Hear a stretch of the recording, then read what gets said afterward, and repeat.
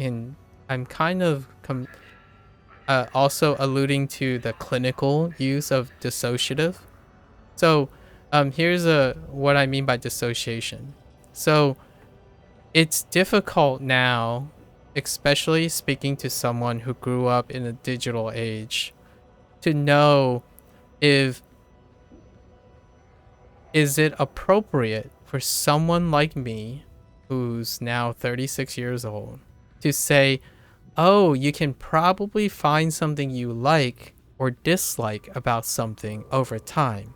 Or, which I say quite a bit, is that passion is developed from someone's effort in something. Now, is that true anymore? Like, can I even say that anymore?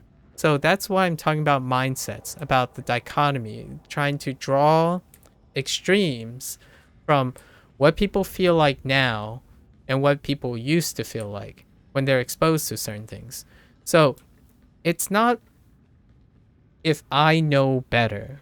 Like, if I can tell someone, hey, I'm offering these type of like indirect advice to people, but it's really a reflection of what I know that other people are sharing, like other professionals, like other people in their 30s and 40s sharing. But I could be also part of that group that can no longer empathize, which is the idea that, hey, I offer solutions or I offer alternatives and like inspiration, but how much of that is already limited by my inability to understand or empathize with how conditioned people are now. So one of the conditions that I can no longer empathize, and I'm constantly searching for new inspiration to maybe bridge that, is the idea that there are desirable qualities and there are undesirable qualities. And I can no longer empathize with that at all, which is which used to be a property of growing older and becoming wiser. One of the classic conventional knowledge of human rationality and their ability of the ego and whatnot, that type of thing, is age. Experience creates a balance of that. But here, we're coming to a point where individuals start their life imbalanced and they can continue to remain in balance, like less dynamic, for the rest of their life, and they would be fine, I think. Or I don't see an imploding or impetus to self-improve, right? So the question is, what I'm saying about being dynamic and being exploratory and being open-minded, I don't know for sure anymore if that is necessary for like the, I don't know, human culture and stuff moving forward. It could be, but what I can tell you for sure that will likely happen, not for sure, but will likely happen, is that there will be resistance, because those individuals that are in power, and I'm talking about not your content influencers stuff, those who legitimately hold organizational power, are individuals who are much older than the people that their products are creating. So the YouTube generation and the TikTok generation and those individuals are the product of the services that an entirely different generation of people are making. So we're encountering this thing where, okay, some of the stuff we're observing is not going so hot or is disagreeable to the generation that's in charge. But how well equipped mentally, psychologically is this generation that is so startlingly different from this current generation, which is like anyone in their 20s or younger? How do we proceed in a successful way that, in my opinion, as someone who wants to be compassionate, at least has the desire to be compassionate, how do you proceed without possibly compromising something and making it worse, basically, like trading it off worse? Like, do people need to be more dynamic? Like, I suggest a lot of things about awareness, control, all these techniques and whatnot, but do the younger generation need this? Like, do they? So I every time I go and walk around, not literally but figuratively, like I peruse the internet, read comments and stuff, I come up with all these thoughts and these things that may open people's minds or enlighten them whatsoever, right, and what have you. However, that's coming from my perspective of a mid-30s person who grew up across 3 generations of different types of medium for information. So from when I talked about like reading books like on paperbacks to digital, I am a product of my time. So my advice and my perspective encapsulates that. Now, is it inherently, like, logically and pragmatically more consistent for someone to know a little bit about everything? Well, the logic checks out, and that's what's keeping me grounded and steadfast. Like that ego comment that I made, I have developed enough ego in my life, at least when I turned maybe around 26 or 27, is when I finally come to realize, like, yeah, I need to stop being an imposter, right? The imposter syndrome was really strong in me. Like, I downplay everything I've ever done. People come to me for advice, but I give them like advice, but I always give them the impression that I'm not sure. So I don't know how that happens. So at some point I transitioned into an age where I think I'm confident enough to offer advice, but I still constantly ask myself this question, where the stuff that I say that made me healthier, transitioning and tackling all these things, is that sufficient for anyone who's growing out? And how do you manage to do that without pretty much destroying the fabric of the person's reality? And it sounds overly dramatic, but it really isn't. Like, for example, when telling someone who like, if I had to be super stern with them, it's like, you're upset right now. I see that you're upset, and you keep expressing that you don't gain a lot of acknowledgement and you feel down about yourself, and then you go ahead and empathize with another person, like 2 people, right? They're not confident about their skills, and they're like, oh, I'm not sure if I'm this good or not. And then another person comes by and they're trying to solve that person's problem by saying, well, yeah, you're really good. Like, X, Y, and Z. But at the same time, if you look at the person that's offering the advice, they can't see that for themselves. So what I'm saying is, often a solution to solving your own problems typically comes with, if you can't solve your own problems, one of an encouraging strategy that I often advise is try to solve another person's problem that's similar to the problem you are trying to solve about yourself. And what happens typically in people my age, like my generation, who went to school and all that stuff, like as a social norm, and isn't selectively always being given what we want to see, the idea is you will become self-aware enough to notice, oh wait, I had the answer all along. It's the answer I gave to this person. Our problems are very similar. I can apply what I didn't see in myself when I saw in someone else to solve it. However, that's not the case anymore. Now, people dissociate their problems. So what happens is my problems are not like your problems. If I can solve your problems, they're your problems, not my problems. So when it's like this really disjointed conversation where someone says, "Oh, I care about you, so I'm giving you this advice," right? At the same time, the way the advice is given, it shows that you care nothing about that person. It's weird, but it happens a lot. Where if you really do empathize with that person, you have to see that you have the same problem, right?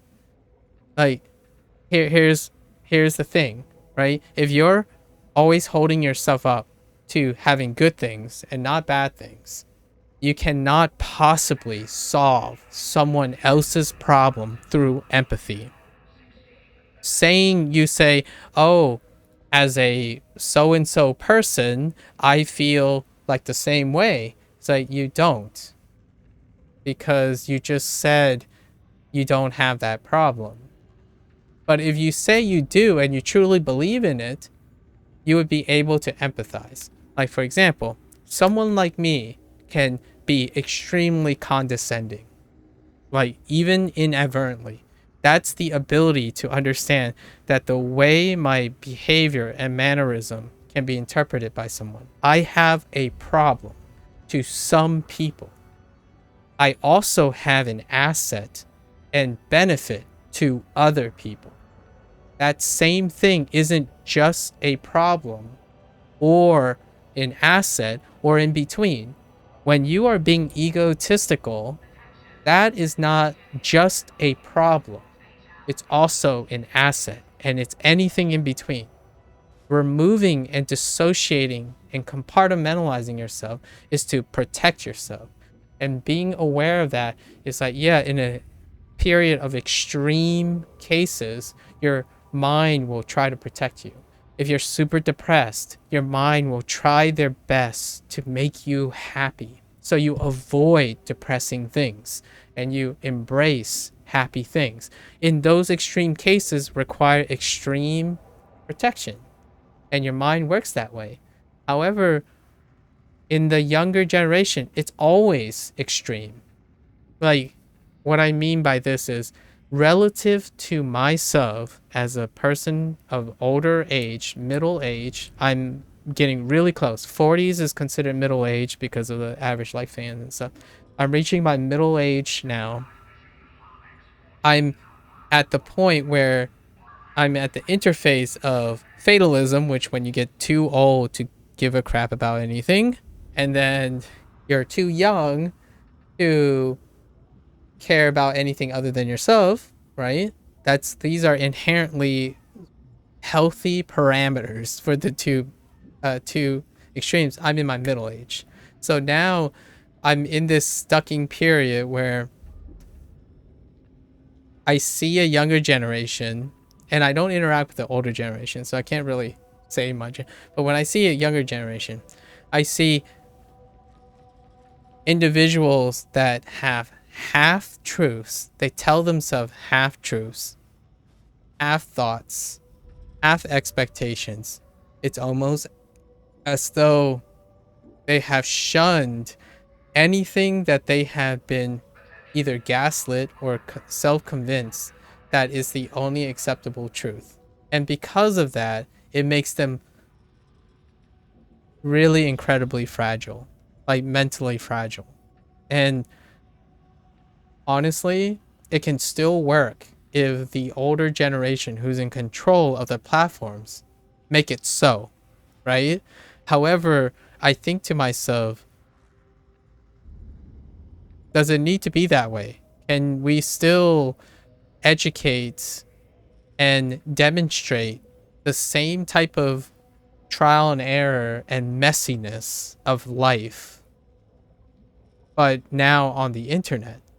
And that's kind of what the older generation is kind of trying to circumvent the ones that are in charge of YouTube and stuff. Like, is it healthier for individuals to constantly be informed that things don't fit in a box, things don't have to make sense? Why is this person more popular than me when they clearly aren't better than me in X, Y, and Z? It's because you don't see anything beyond X, Y, and Z. Why is this person constantly playing this and they're not getting any better? Even though everything I know would suggest that this person should get better after doing this and they should go hand in hand. It's like, you don't see everything. I don't care if you're basing your interpretation on data. Your data is incomplete. Data doesn't lie for sure, but you didn't collect enough data. You don't have the whole picture. In fact, if it confuses you, if you're saying, wait, this doesn't make sense, you're trying to explain it. The first thing you do to try to explain something is not ignore it and embrace your own ideas, because that is literally ignoring data. So your argument is data doesn't lie, but literally what you see is data telling you you're wrong. So which is it? Does data not lie? Does stats not lie? Or are you lying to yourself? Because, well, both of them are in your wheelhouse. You literally invalidated your own argument by saying data doesn't lie. You observe something. It's the literal truth that a specific thing is happening, and you just said that data doesn't lie, which is observations that are crudely and have already happened. And then you suggest that can't be true. Something's wrong. It's like, no, because you didn't explain it. Like, it just means there's more to it. And then the last thing you want to do when you're in a discussion like that is you pretend like everyone else's discussions is unimportant to you because you don't want to raise, I don't know, tension or something, or yeah, and here's a crude hot take. You don't also want to grow as a person because you're not growing as a person. You legit choose to ignore people and make yourself feel like you're the better person. Like, okay, I'm not going to try to argue and create tension. So you don't have to create tension. You're only saying that because you want to make yourself sound like the good person that you aren't, because you are not being mature about it. You are not tackling the problem. You are too afraid and you are fragile about defending your case. In a rational, calm way, you are projecting your tension is what's happening. If you are too afraid to create tension, it's a projection of your own concerns. So a natural way to express that is, I don't want to create, I hope this doesn't create tension, but I'm going to try to not create tension, and I'm going to proceed to talk about it. And it's not, and if someone says, no, you're not going to create tension, and you're just going to say, well, you don't know that. Agree to disagree. And like, okay, well, it's no longer about them. You're protecting yourself. It's an egotistical, it's a self-centered conversation. You're afraid you're going to be too tense. So there's all this stuff, and it can be very important. Like, if you're always afraid of creating unnecessary tension, you really have to ask the other person or everyone involved, are you creating tension? If the answer is no, then you have a revelation, a self-awareness that maybe you're worried that you will become tense. Your thoughts may be interrupted, or what you know is true is no longer true. But what you're also removing at the same time,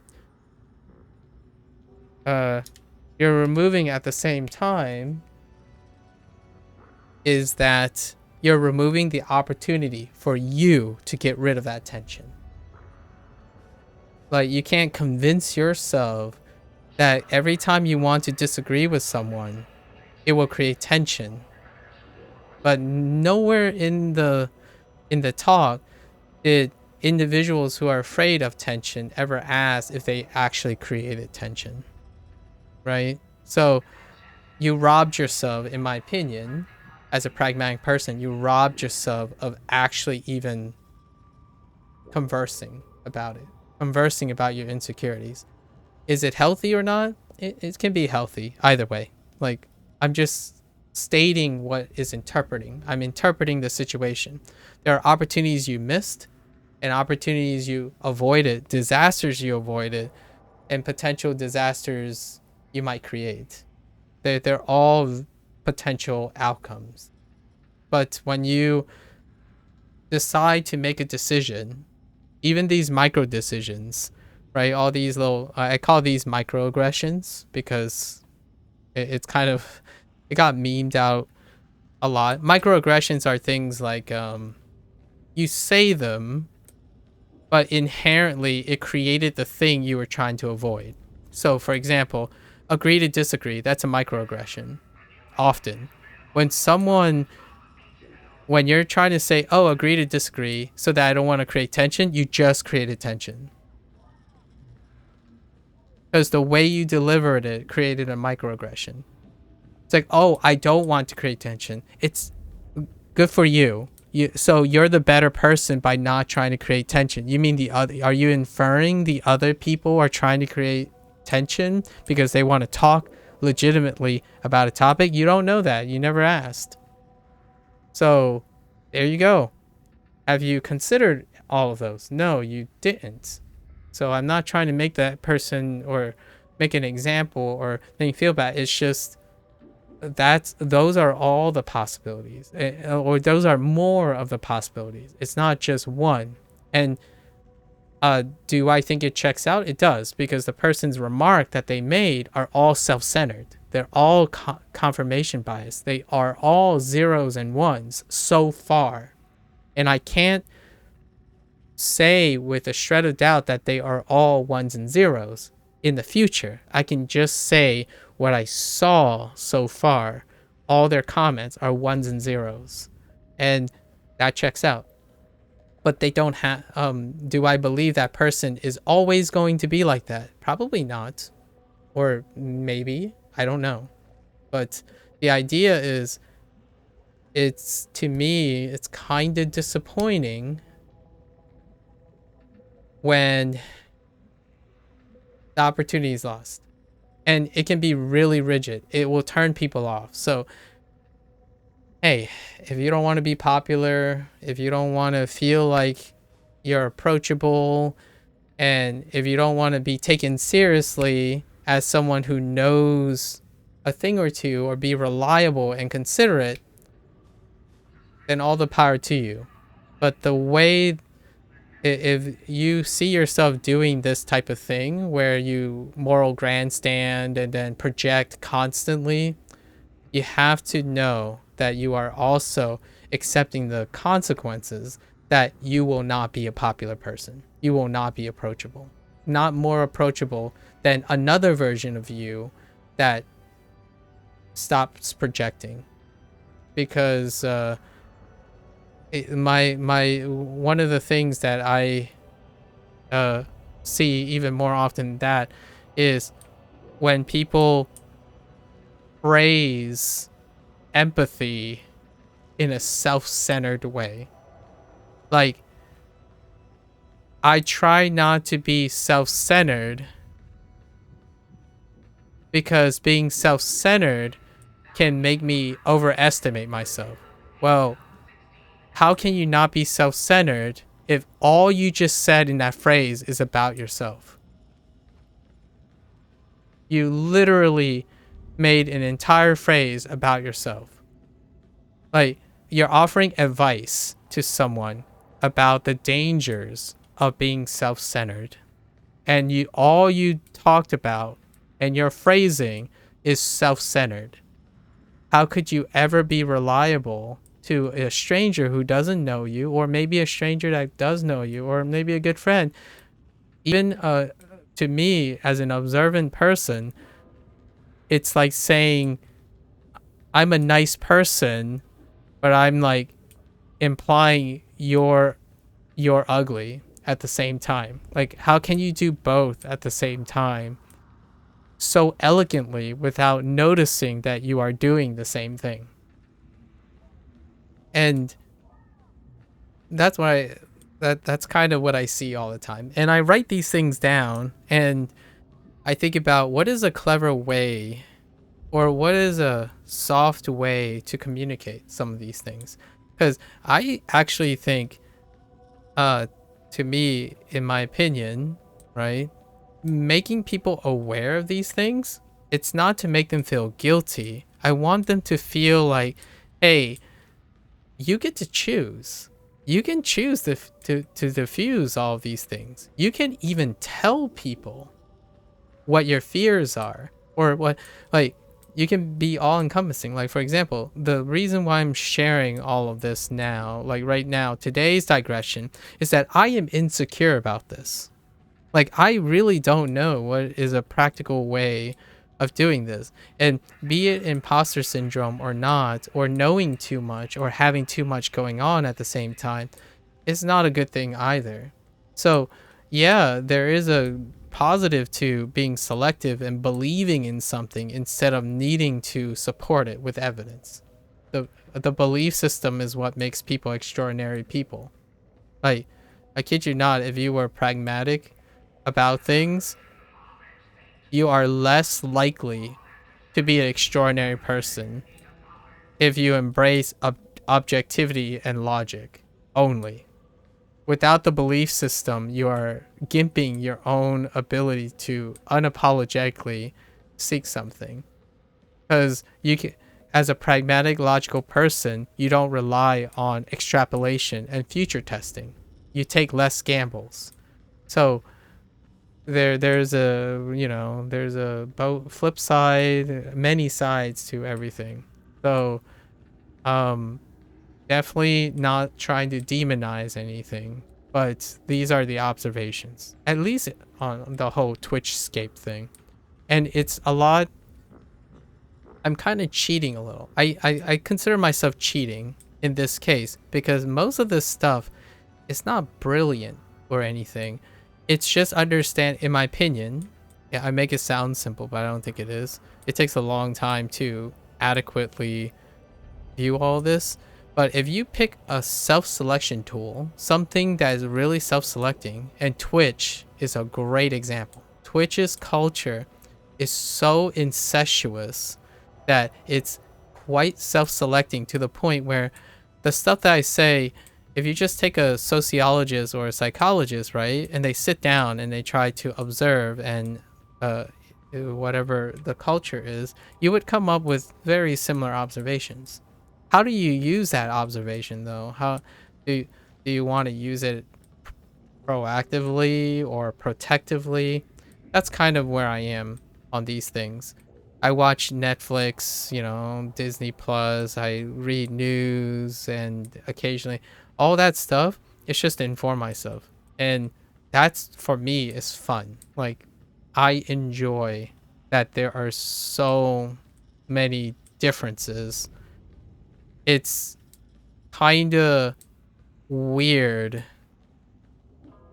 that even having differences can be stigmatized. Like one recent I guess argument that I encountered was the idea that this person was so hyper focused on things being similar for the entire substance of their argument that the moment I said there were differences, they said like, well, they're practically the same. It's like, no, they're different. It's like, no, they're practically the same. It's like, well, why do you just choose to believe that two things are exactly identical? Like they're the same? Do you know how rare that is? How many things are identical in this planet? like what I mean is, in reality, can we truly appreciate that there are two identical things?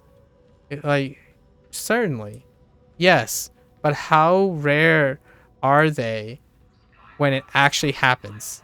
by happenstance, right? So there's this guy's incredible. I don't even question how much I guess research they did or passion they did, but making the arguments that there are two distinctively different things named differently, observed differently, and then making the argument that they are practically the same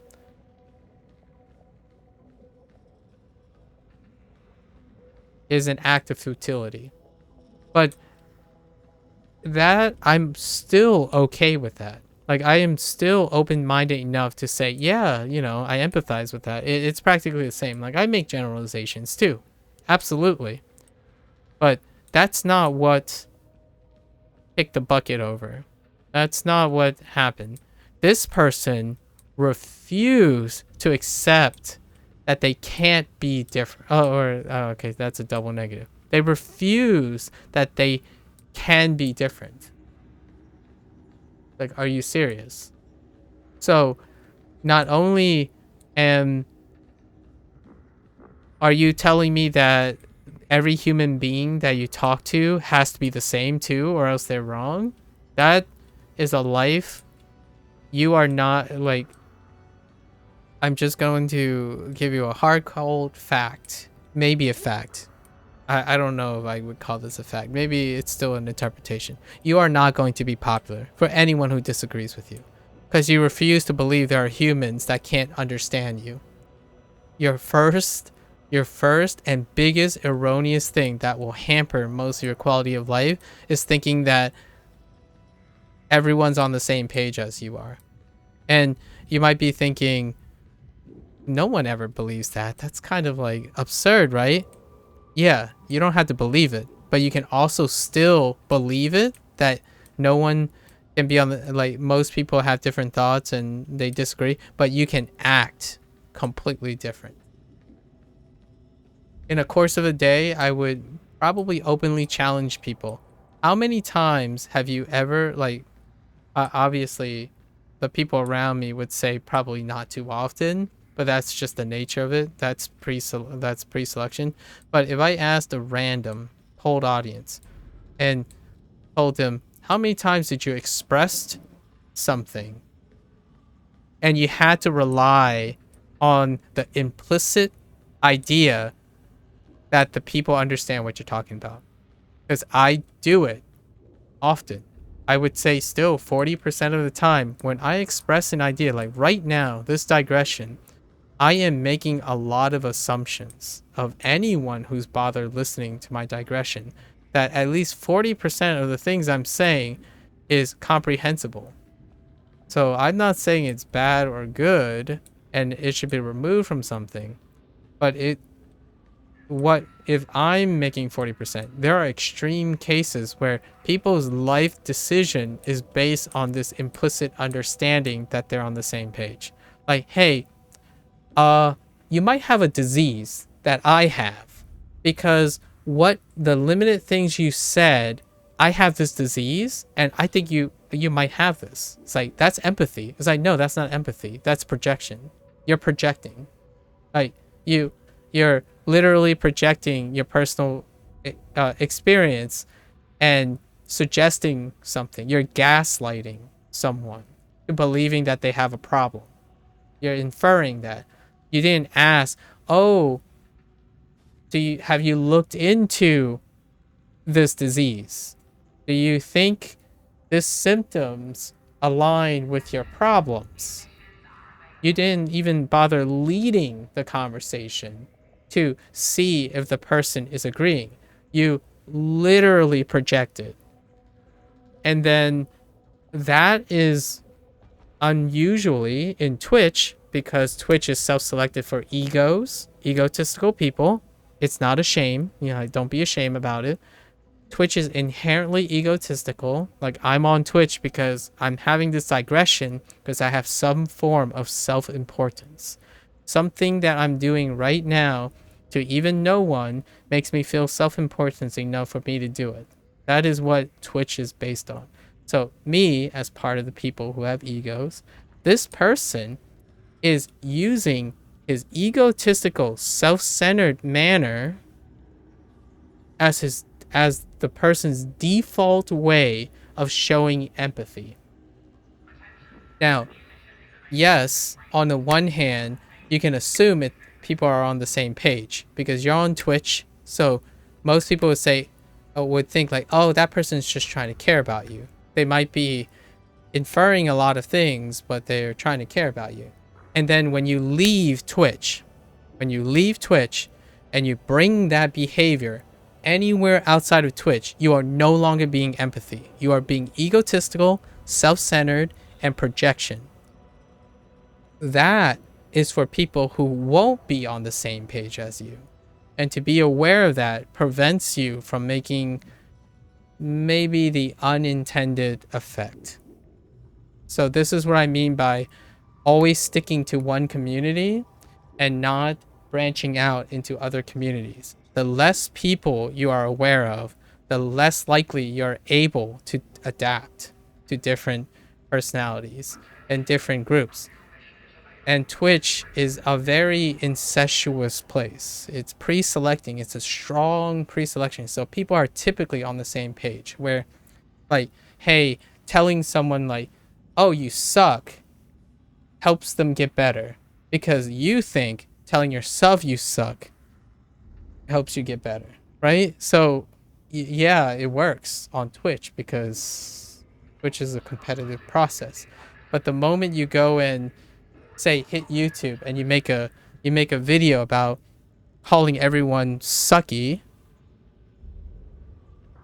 you just buried your entire YouTube channel because that's a different community now. It's a different set of people. They're looking for help. So, like, earnestly looking for constructive help.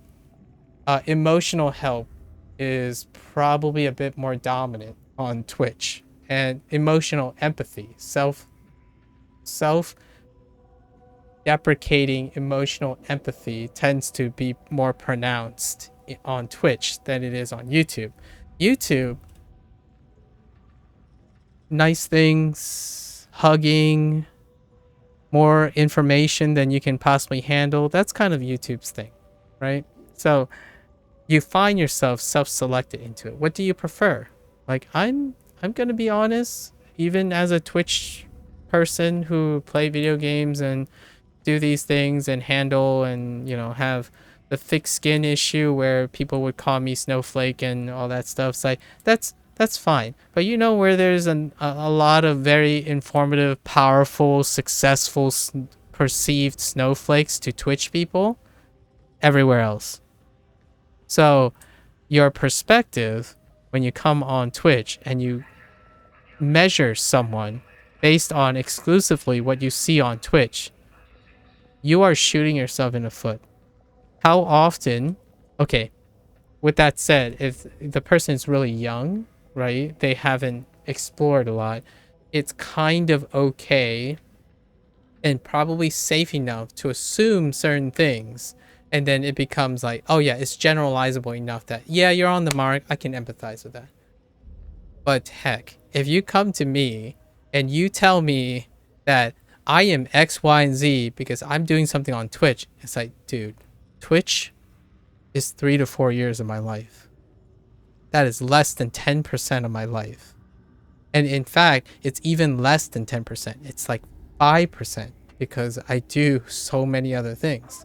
So the idea is the more dynamic and inclusive you become, the less and less you can empathize with someone who constantly thinks there are truths and there are subjective truths and like just not true things. And when I know a not true thing would be false, but honestly, there are non-truths and truths and non-false and false.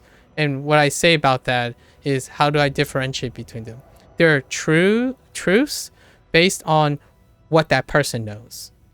And then there are false things based on what that person knows. But it could be a non-truth because what that person knows may not be everything.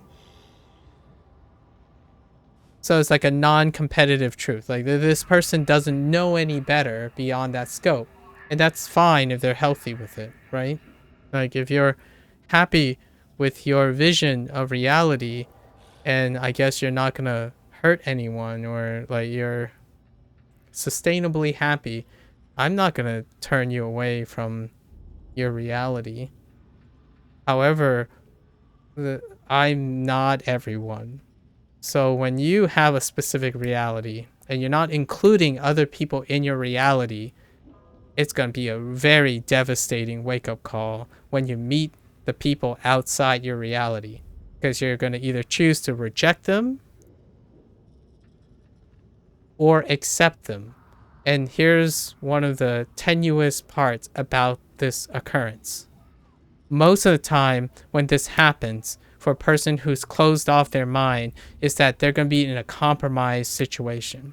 They're going to be often, this rude awakening is a rude awakening because it's something that will probably shatter their reality.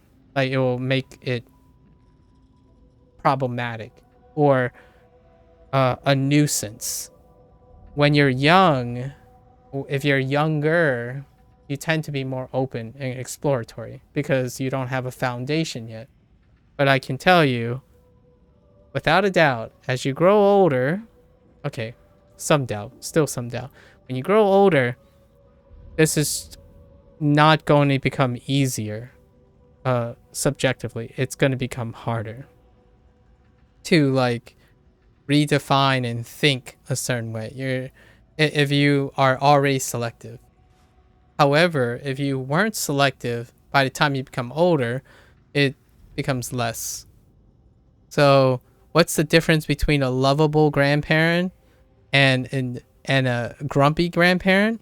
One decided to be selective early in life, and the other decided not to be selective in life. That's if there's anything I would bank on, 95%. The bet is that that's the reason.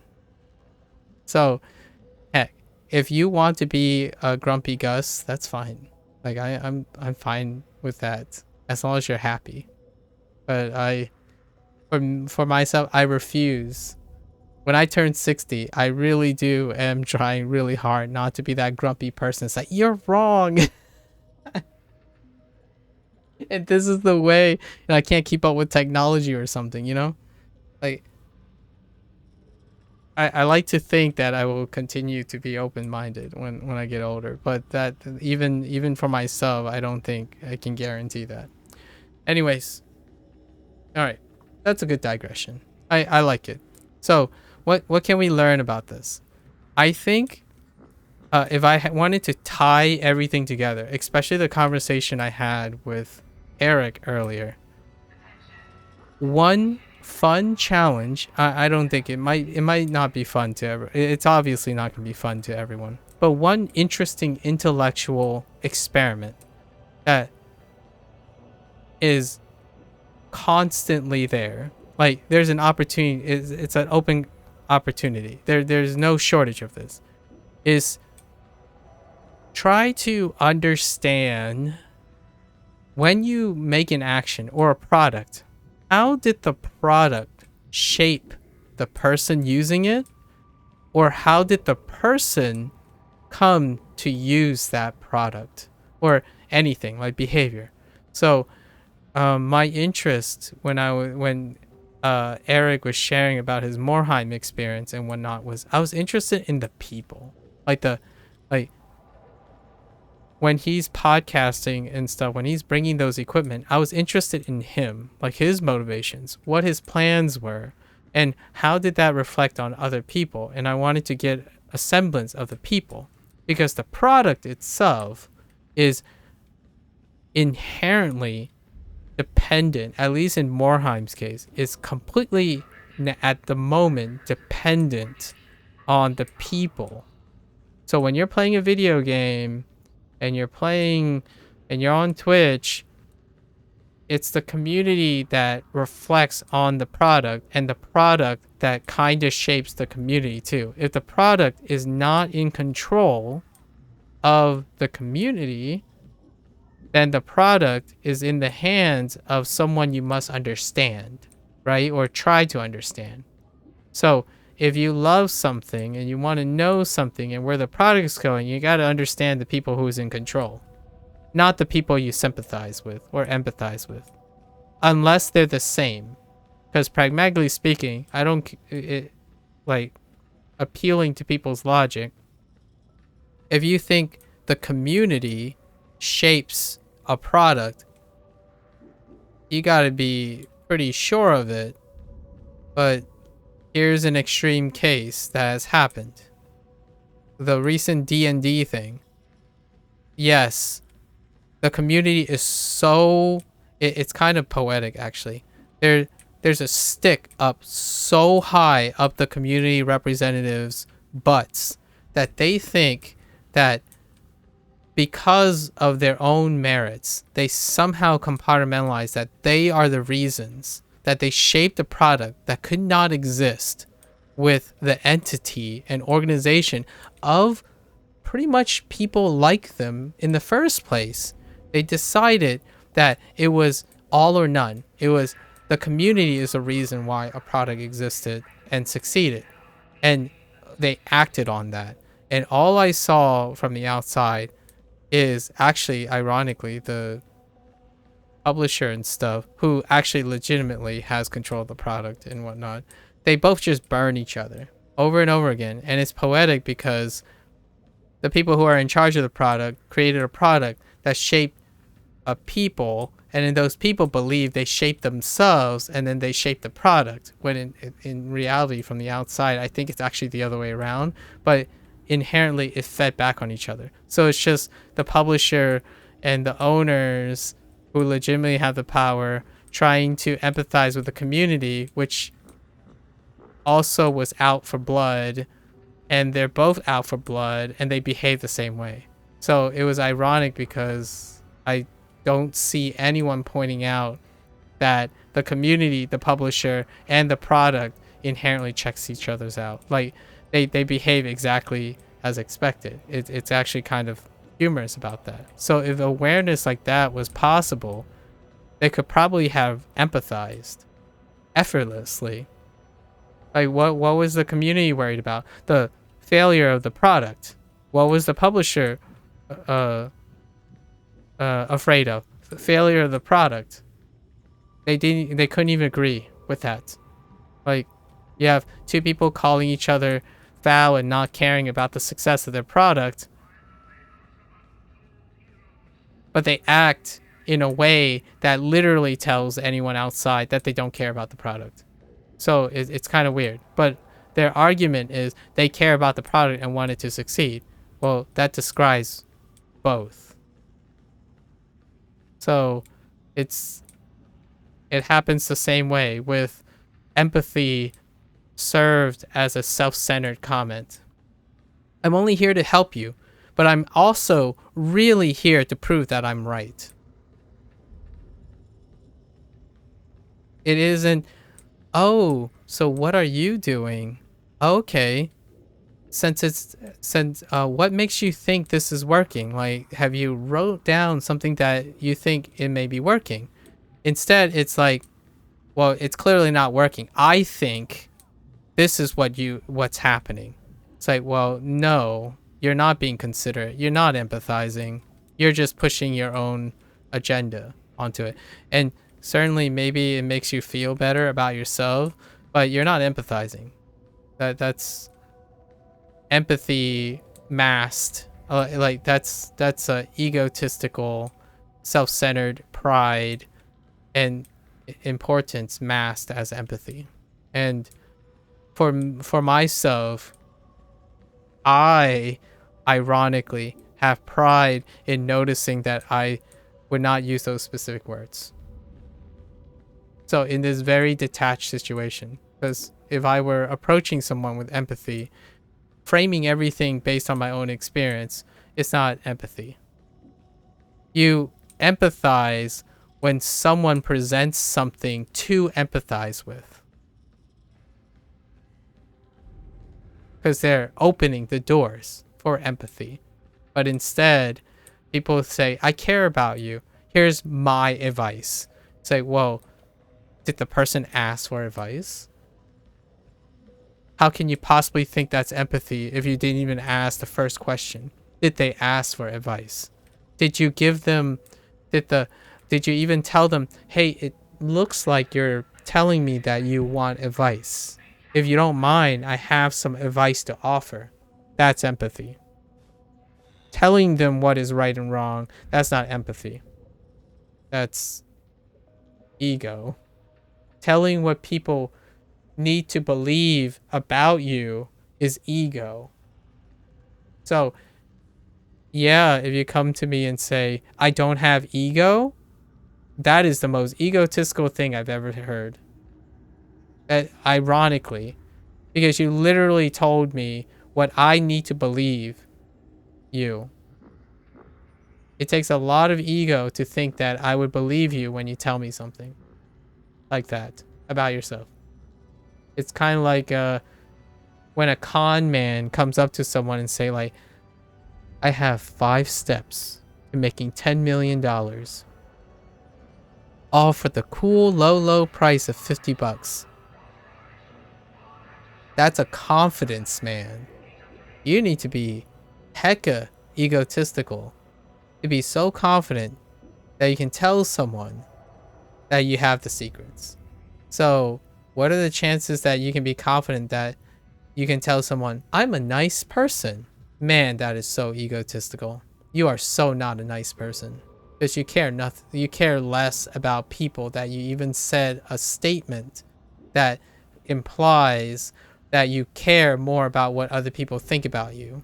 So you're telling other people what they should think about you. That is the quite illogically the opposite meaning of being a nice person. A nice person wouldn't say that. So you're either selectively nice, which that's what I would imply, like, oh, okay, that's cool. I see. So you're nice to people when you choose to. Because if you're telling me that you're nice, like you're telling me that you're nice, it means you don't trust me to find out that you're nice. You literally have to tell me that you're nice. Like, I'm pretty sure I would pick up on it if you truly believe that. So, and then, you know, that's the same as advice. It's like, well, I didn't ask for your advice, but I would welcome it. It's fine. It's just when you say it's something that it is not, it can be very helpful that you know it is not, in my opinion. Not to everyone and whatnot. So, because people don't, when you have conscientious people, they don't want to hurt people's feelings, right? So you might be like, you can get stuck in a situation where, you know how you got that situation. Oh, they're not really my friends. They never tell me that it upsets them that when I do this, it's like, well, they're nice people. Like, isn't that oxymoronic? You think that nice people complain, like, so it's not nice to not tell people that you annoy them, or like they find something about you annoying? It's like, do you understand what nice means? Like, it's ironic that you're criticizing people for not being nice, for not telling the truth, when legitimately those are nice people. That's why they didn't tell you. Like, it's kind of the condition and the stuff. So the idea is you don't want nice people around you. So that's kind of one of the things, right? I said that I am nice in a certain way. I'm selectively nice, even at myself. But I am not technically nice to my friends. Like, the friends that I trust, I am not nice to them. I tell them the truth. And that whole confusion about like being genuine and always telling it like it is a form of niceness. It's like, no, that's just not it. Like, I can see where you're coming from. I can see that you're like looking about, oh, telling the truth, it rips the band-aid off and suddenly, but niceness involves not introducing the feelings that someone don't want. So if telling the truth is what they do want, it can be nice. Like if you have a friend that wants to get kicked in the ground and then cut open and it's salted on the wounds to get motivated, then yeah, telling the truth, the dirty truth and nothing but the truth can be a form of niceness. But unconditional niceness involves constantly knowing to avoid the thing that people don't want to experience. So if someone sucks and you know they hate being told they suck, a nice person would not tell them that they suck. So then that same person a lot of times can feel betrayed because your friends didn't tell you the truth that you sucked. And that's not nice. It's like, that's not that, no. So it's worth understanding that you don't destroy a friendship with nice people if you can also understand, hey guys, you know, if I'm really screwing the pooch, is it okay if we compromise where I know you guys are nice people, but just tell me when I suck? It's like, try to be less nice in the future, right? Like that's kind of how the compromising thing.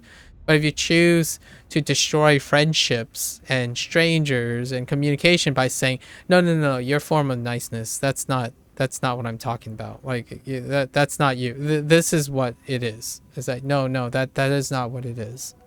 And it happens nonstop.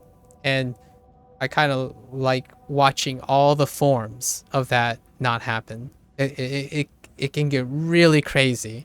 Like there's people who are upset for people they can't possibly ever understand, like literally cannot understand. Like a 12-year-old telling a 40-year-old what is reality when it comes to being an old person. Like, holy heck. Like, some of these dialogues are absolutely preposterously disproportionate.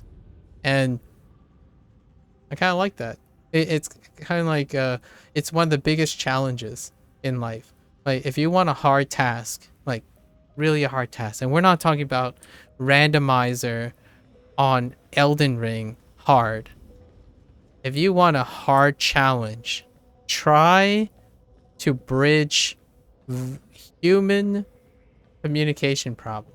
I think, to me, that is legitimately, when someone says they like things to be challenging because it feels rewarding, I totally can empathize with that.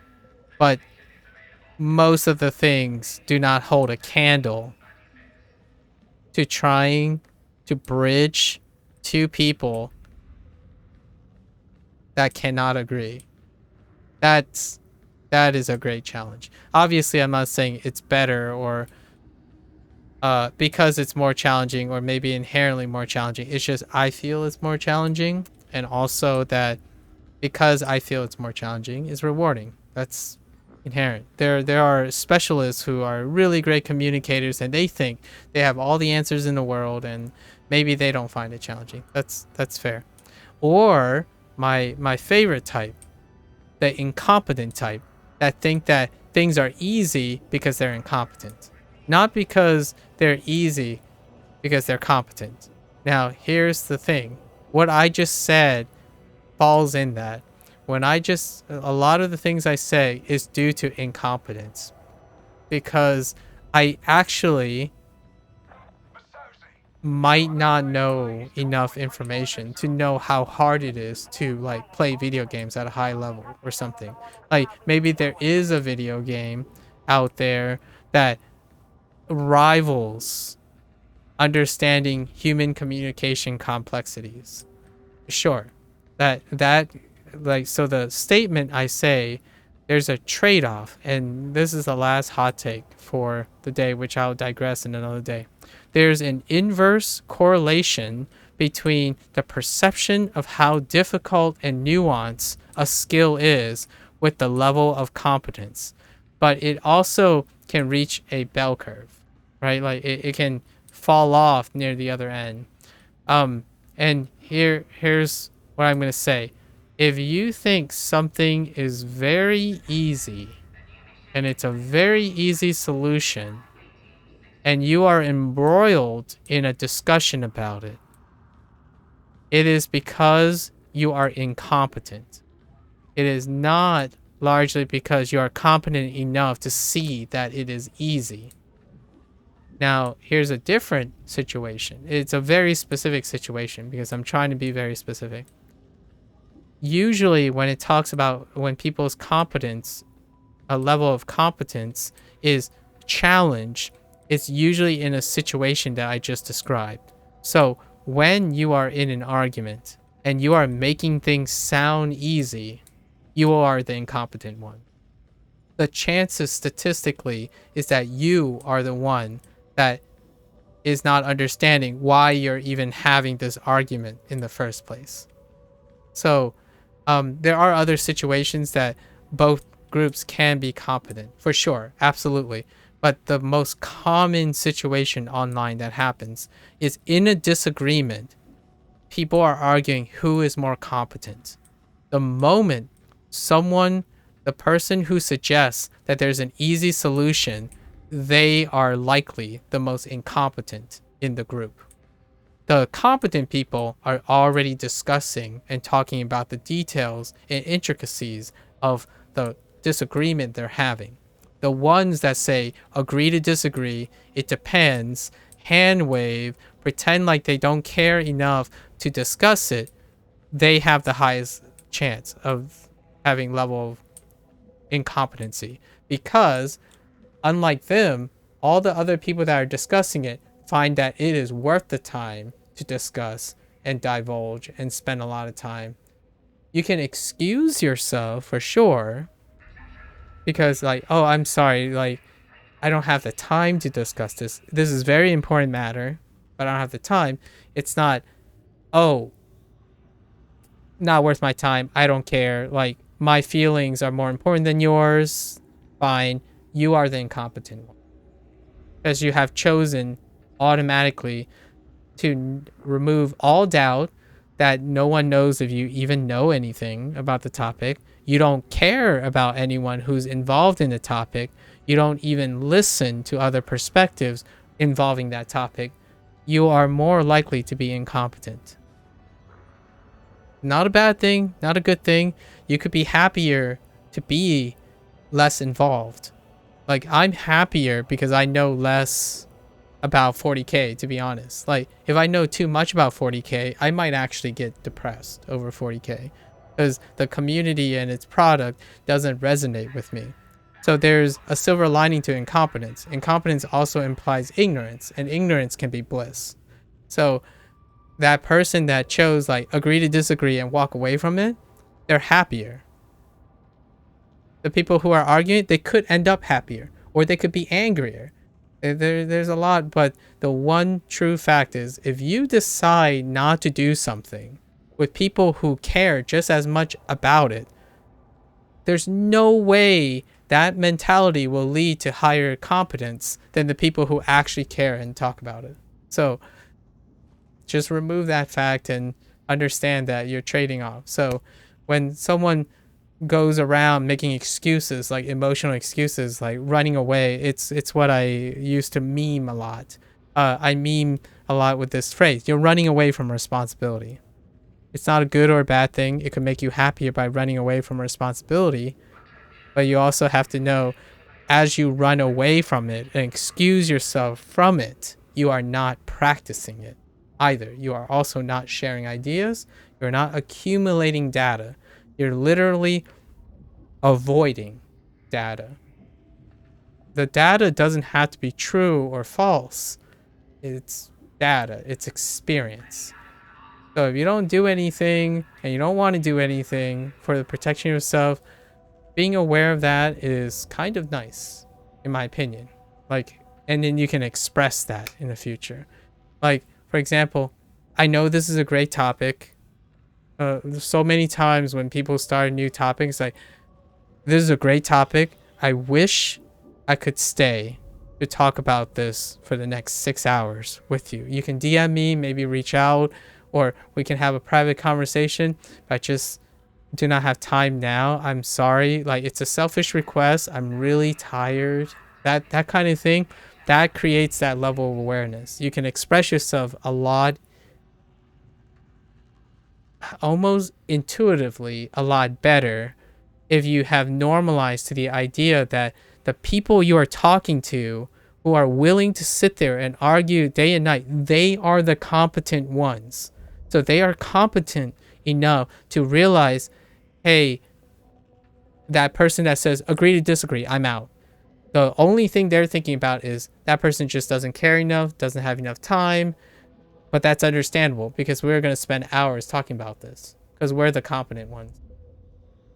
So instead of making yourself look like an apathetic fool, in my opinion, or someone who's not worth noting, you can excuse yourself. It's like, hey, I love to chat about this for 6 hours. I really got to go. Don't worry, I might be back. But I know you guys know this is a very important topic, but I got to leave. Like, I'm not emotionally stable to have this discussion. And what happens is you literally acknowledge that everyone is competent and you are competent enough to empathize with what they're going to get into, and you can leave without sounding like a jerk, like a person who is literally the last person to have a vote of confidence. That's kind of the idea. And being aware of that, you can kind of connect, right? You no longer treat other people or imply that they're less important than you. It's just, yeah, I don't want to argue right now. I'm sorry. Like, I feel bad. It's not, oh, I don't want to raise unnecessary tension for everyone else because I'm the nice guy. No, it's, I think I'm going to raise tension, right? I'm going to raise tension because I'm a little tense about this. So I want to let everyone know that I'm just dropping it because I don't want to do it. It's not, I'm doing everyone else a favor because I'm the better guy. Because I know the subject. I know this stuff. I just don't want to make everyone else feel bad about it. Like, yeah, now no one thinks you know anything. Just gonna be real. Like, the moment you make yourself the enemy of everyone else, or you elevate yourself on a pedestal, is the moment your credibility comes under attack. So if you draw attention to yourself in a group and decide to make yourself different than the group is going to go against you. Not the other way around. They're not going to idolize you. I know that's what the Twitch community and the Twitch infrastructure selects for. You want to be the best. You want to stick out. You want to know everything. You want to elevate yourself and single yourself out to be someone very impressive. And that filters into all the ways you think. Like the more you do this, the more you're a streamer, the more you're a content creator, it's gonna filter through your life, and you don't mean any harm by it. I earnestly don't think the intent is malicious. I like to keep believing in a prideful and naive way is that the intent wasn't ever malicious. It's born out of habit and condition. Your anxieties, your insecurities, those things are born out of exposure, a balance of like your tendencies and your habits and how exposed you are. Humans are really adaptive, but without given the stimuli to adapt to it, it's not going to change. In fact, sometimes it gets harder to do it. So I prefer to be wrong, giving people the benefit of the doubt of their competence, than treating them like incompetent people. And sure enough, 70%, I'm going to say 70%, all right? 7 out of 10 times, that other person appreciates that I give them the benefit of doubt. The other 3%, they call me an idiot, and that's about it. Or they call me a snowflake or something, and that's about it. And they leave. That's fine. But for every 3 of those, I much prefer that someone understands that I think they're super intelligent, that they're super competent people. Like, I don't even care if you had the most mundane life, that you feel like you have the most mundane life. You are probably doing something that I know nothing about. With guaranteed, there's something. There's got to be something. Like, how do I prove that you're a competent person? I could immediately probably get them to tell me something that I have no idea what's going on. That makes a person competent. It doesn't have to be about the topic that you are being competent about. People have selective interests and selective experience. They can still be competent enough to learn things. I mean, you live this long. Like, when I mean this long, I mean, man,